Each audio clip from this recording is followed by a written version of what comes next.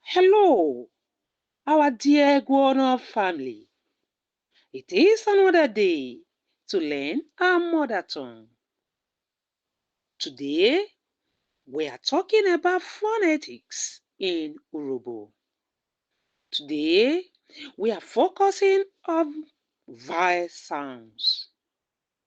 A, E, I, O, U, with focus on the sound A.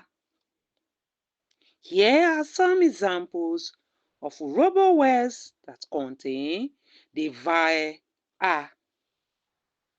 Abakan,